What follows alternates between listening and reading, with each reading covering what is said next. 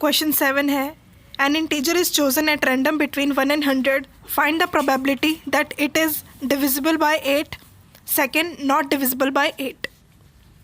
First part करते हैं जो कि है डिविजिबल बाय 8। हमें नंबर्स लेने हैं 1 और 100 के बीच में, यानी कि 2 से लेके 99 तक। तो ये टोटल नंबर हो जाएंगे 98। पहले हम नंबर लिख लेते हैं जो 8 से डिवाइड होंगे, यानी कि 8 की टेबल में जो नंबर्स आते हैं। 10 तक तो आप लिख सकते हैं, यानी कि 10 मल्टीपल्स ऑफ 8, 80 तक। सीधा 8 की टेबल लिखें। उसके बाद अब 80 में 8 ऐड करें, आएगा 88। फिर उसमें 8 ऐड करेंगे तो आएगा 96। इसके आगे आप नहीं जा सकते हैं क्योंकि वो 100 के बाद हो जाएगा।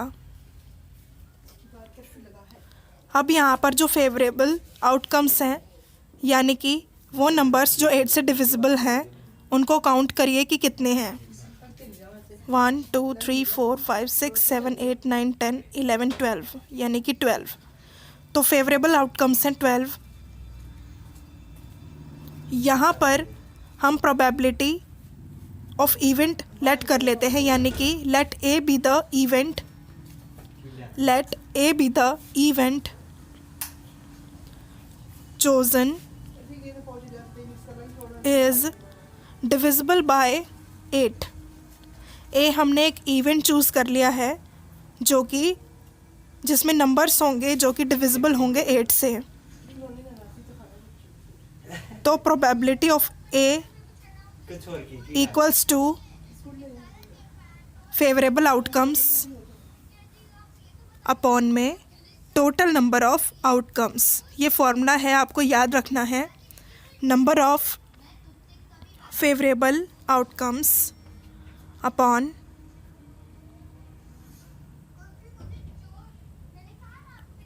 टोटल नंबर ऑफ आउटकम्स, यानी कि टोटल आउटकम्स कितने हैं वो लिखने होंगे हमें। अब फेवरेबल आउटकम्स जैसे कि हमें पता है 12 हैं जो नंबर्स 8 से डिवाइड हो रहे हैं। 12 अपॉन 98। 98 कैसे आया वो मैं आपको बताती हूँ। जैसे कि हमें नंबर लेने हैं एक से 100 के बीच में, तो 1 को हटा दीजिए, 100 को हटा दीजिए, तो 100 में से हमारे 2 नंबर घट गए, यानी कि कितने बचे 98। अब इनको डिवाइड करेंगे, 2 से ही डिवाइड कर लीजिए इसको। 2 6 जा 12, 2 4 जा 8 और 2 9 जा 18। तो यहाँ आया है 6/49। ये प्रोबेबिलिटी होगी। अब नेक्स्ट पार्ट करते हैं, नॉट डिविजिबल बाय 8। वो नंबर्स जो 8 से डिविजिबल नहीं हैं। तो यहाँ हम सीधा पहले माइनस ही कर लेते हैं। मैं आपको समझाती हूँ कैसे होगा ये। जैसे कि टोटल नंबर ऑफ जो हमारे आउटकम्स थे वो थे 98, और जो 8 से डिवाइड हो रहे थे वो थे 12। अगर टोटल में से हम वो नंबर्स माइनस कर दें जो 8 से डिवाइड होने थे, तो हमारे पास वो नंबर्स आ जाएंगे जो 8 से डिवाइड नहीं होंगे। तो टोटल नंबर ऑफ आउटकम्स हैं 98 माइनस डिवाइडेड बाय 8 नंबर्स थे 12, यानी कि 12। इन दोनों को माइनस करेंगे तो हमें मिलेगा 86। तो 86 वो नंबर हैं, मतलब कि वो डिजिट्स हैं जो कि 8 से डिवाइड होंगी। सेम ऐसे ही जैसे फर्स्ट में किया था, यहाँ पर हम लेट बी द इवेंट, यहाँ पर बी इवेंट ले लेते हैं क्योंकि वहाँ पर ए लिया था, तो यहाँ पर बी ले लेते हैं। Let B the event that number chosen is not divisible by 8। B हमने एक इवेंट लेट कर लिया है। अब सेम वैसे ही फॉर्मूला लगाएंगे। Probability of B event is total number of favourable outcomes upon में टोटल नंबर ऑफ आउटकम्स। ये आएगा अपॉन में टोटल नंबर ऑफ आउटकम्स।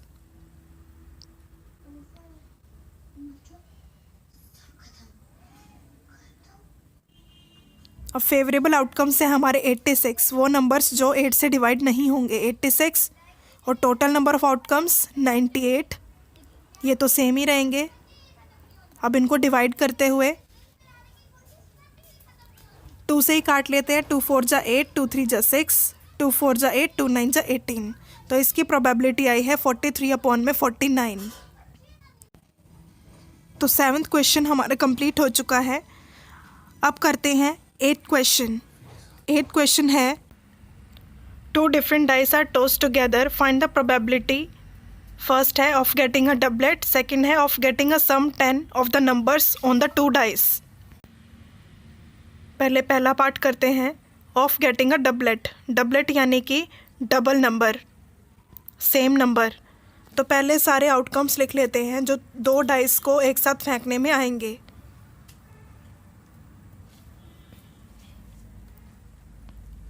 वो लिखेंगे तो पहले आएगा 1 2, ऐसे ही पहले में अगर 1 होगा या मतलब कि 1 1, 1 2, 1 3, 1 4, 1 5, 1 6, ऐसे ही नीचे 1 2 2, 2 3, 2 4, 2 5 और 2 6, ऐसे ही मैं सारे आउटकम्स नीचे लिख रही हूँ, आप लिख सकते हैं, देख सकते हैं।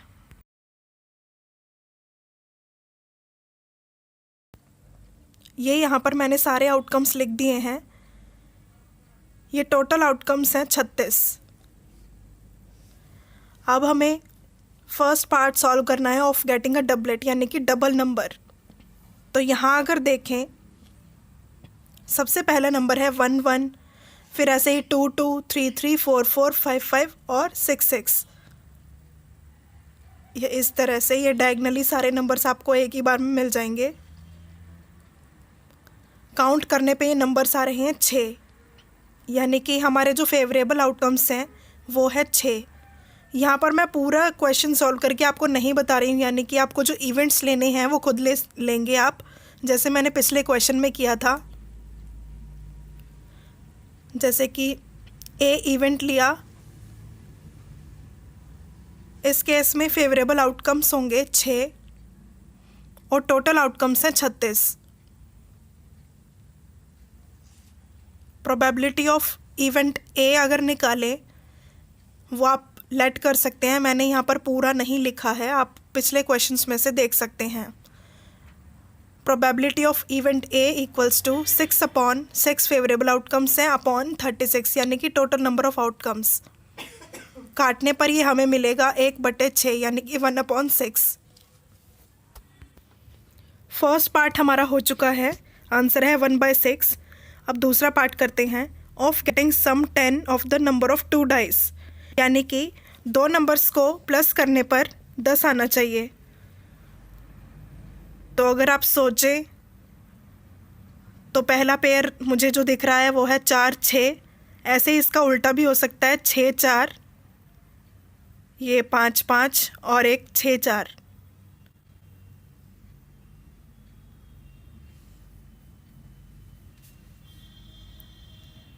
और पेयर्स अगर ढूंढे तो बस यही पेयर्स हैं, 3 पेयर्स 1 2 3।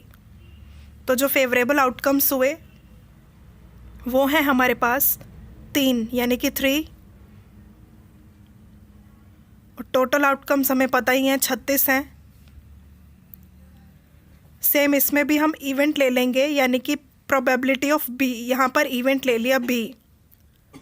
फेवरेबल आउटकम्स हैं 3/36, काटने पर हमें मिलेगा 12, यानी कि प्रोबेबिलिटी आएगी 1/12। ये भी सॉल्व हो चुका है। अब अगला क्वेश्चन देखते हैं। क्वेश्चन नंबर 9 है, find the ratio in which P4M divides the line segment joining the points 2 3 and B 6 -3, hence find M। तो यहाँ पर एक लाइन है, जैसे कि मैंने AB जिसके कोऑर्डिनेट्स हैं 2 3 और 6 -3, और ये K/1 में डिवाइड कर रहा है। ये रेशो मैंने लेट कर लिया है K/1। बीच का पॉइंट है P जो इस लाइन को K/1 में काट रहा है। P के कोऑर्डिनेट्स हैं 4M। तो यहाँ पर पहले लिख लीजिए, लेट रेशो बी K/1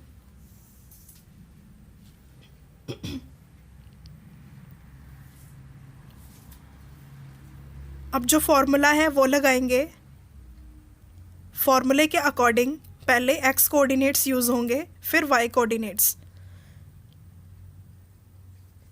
तो कोऑर्डिनेट्स ऑफ पी बनेंगे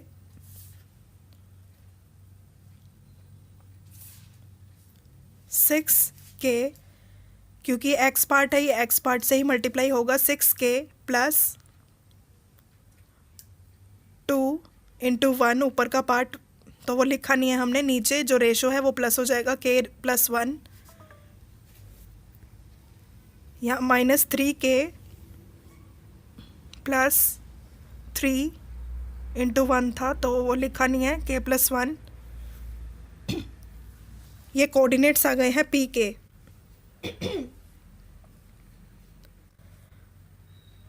तो यहाँ हमारे पास जो पहले से कोऑर्डिनेट्स दिए हुए हैं वो इक्वल में लिखेंगे, जैसे कि 6k प्लस 2 अपॉन में k प्लस 1, ये इक्वल में आएगा 4, क्योंकि दोनों ही कोऑर्डिनेट्स हैं तो हम इन्हें इक्वेट कर देंगे, क्रॉस मल्टीप्लाई करेंगे। 6k plus 2 4k plus 4 multiply करने पर 4 को इधर ले जाएंगे, आएगा 6k minus 4k equals to 4 minus 2, 2 को इधर शिफ्ट कर दिया, 6 में से 4 गया 2 इक्वल्स टू 2, तो यहाँ 2 से 2 कट जाएगा और k की वैल्यू आ जाएगी 1। अब इसी k की वैल्यू को हम दूसरे पार्ट में लगाएंगे। y कोऑर्डिनेट हमारे पास है -3k प्लस 3 अपॉन में k प्लस 1, हमें दिया हुआ है इक्वल्स टू m।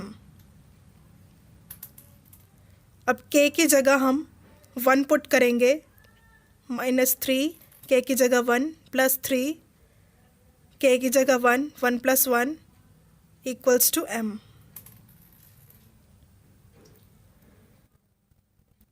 अब ये आ जाएगा -3 इंटू 1 -3 प्लस 3 अपॉन में 2, जो कि m के बराबर है, इक्वल्स टू m। -3 कट जाएगा यानी कि आएगा 0, 0 अपॉन में 2, और हमें पता ही है 0/2 ये आ जाएगा 0, तो m की वैल्यू आई 0। तो ये क्वेश्चन भी सॉल्व हो चुका है। नेक्स्ट क्वेश्चन करते हैं, क्वेश्चन 10। क्वेश्चन 10 है, given that √2 is irrational, proof that 5 plus 3 √2 is an irrational. In questions को करने का एक फॉर्मेट है, तो आप एग्जांपल्स कर सकते हैं, एनसीईआरटी में गिवन है। तो यहाँ पर हम सपोज करेंगे 5 plus 3 √2 is rational number, then इसका पूरा फॉर्मेट है, जैसे कराया जा रहा है आप उसी तरीके से कर सकते हैं। देयर एग्जिस्ट को प्राइम नंबर्स। को प्राइम नंबर्स वो होते हैं जिनका कोई भी कॉमन फैक्टर नहीं होता है।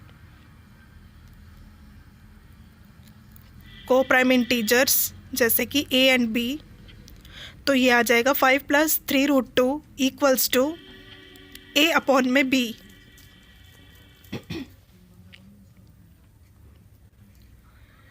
अब यहाँ पर रूट वाले पार्ट को एक साइड रखना है हमें, तो 5 को उधर शिफ्ट करेंगे, a अपॉन b -5, यहाँ से 3 को भी शिफ्ट करेंगे, यहाँ मल्टीप्लाई हो रहा है तो इधर आके डिवाइड हो जाएगा, a -5 b अपॉन में b, ये यहाँ पर आ गया।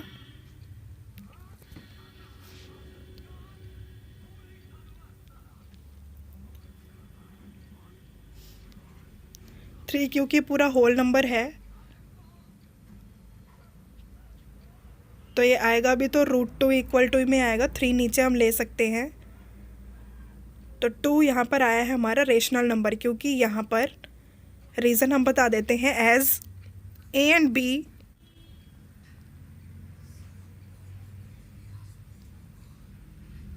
are integers.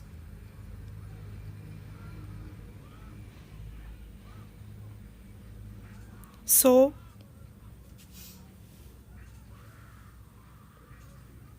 a minus 5b upon में b 3b, क्योंकि वहाँ पर 3 मेंशन नहीं किया है मैंने, आप लिख सकते हैं वहाँ पर 3b is a rational number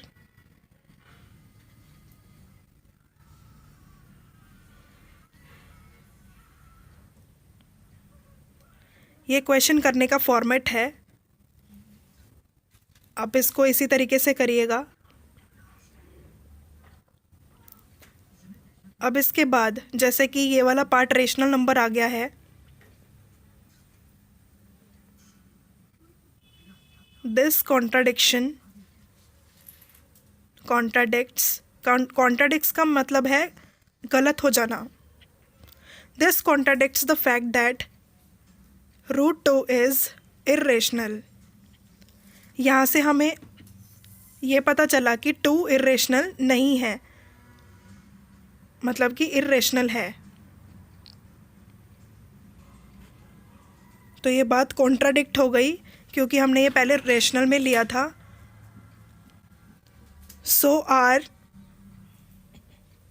supposition is wrong, हमारी सपोजिशन गलत हुई। दैट्स वाई 5 + 3√2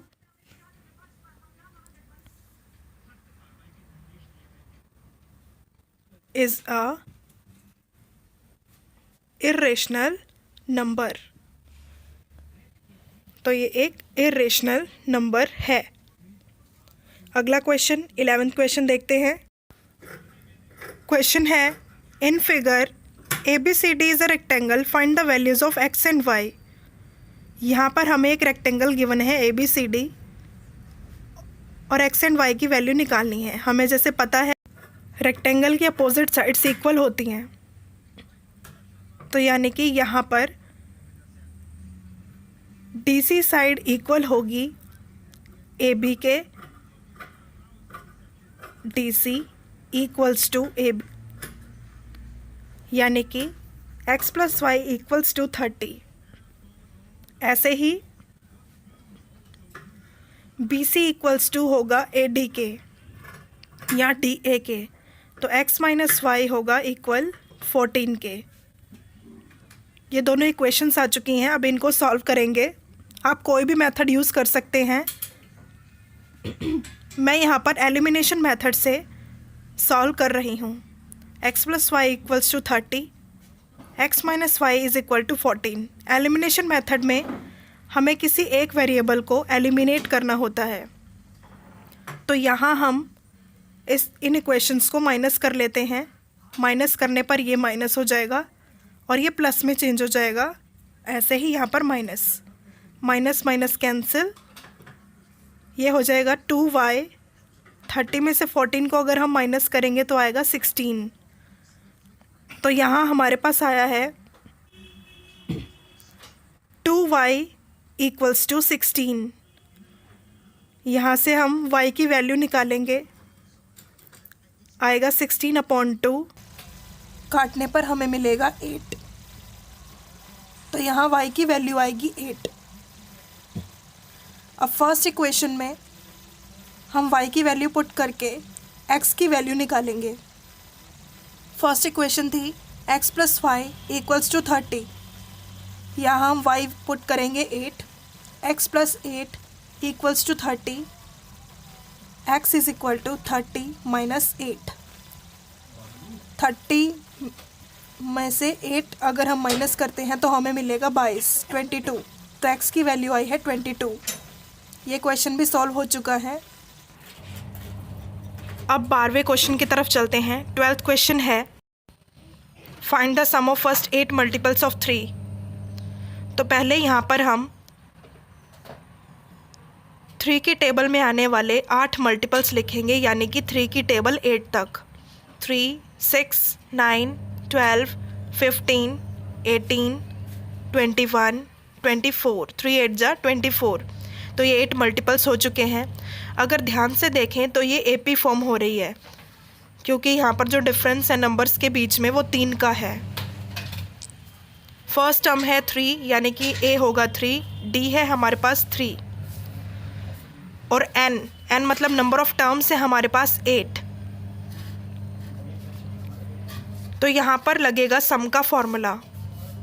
सम फॉर्मूला जैसे हमें पता ही है क्या होता है, मैं यहाँ पर अभी लिखने वाली हूँ। SN equals to n/2 bracket में 2A प्लस n-1 D, ये फॉर्मूला होगा। n यानी कि नंबर ऑफ टर्म्स 8 है, 8/2, 2 इंटू A है 3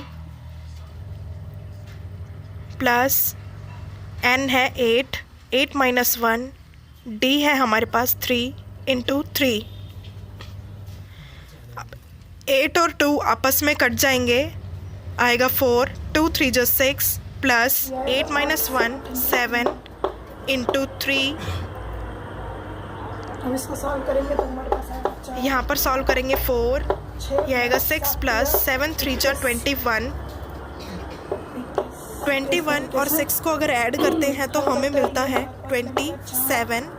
तो 4 इंटू 27, हो जाएगा। यहाँ पर इसको मल्टीप्लाई करके देखें तो ये मिलेगा 4 और 27 108, 108। ये आंसर मैं ऊपर लिख देती हूँ यहाँ पर 108। तो ये सॉल्व हो चुका है। आगे के क्वेश्चंस के लिए आगे की वीडियोस देखें। Thank you.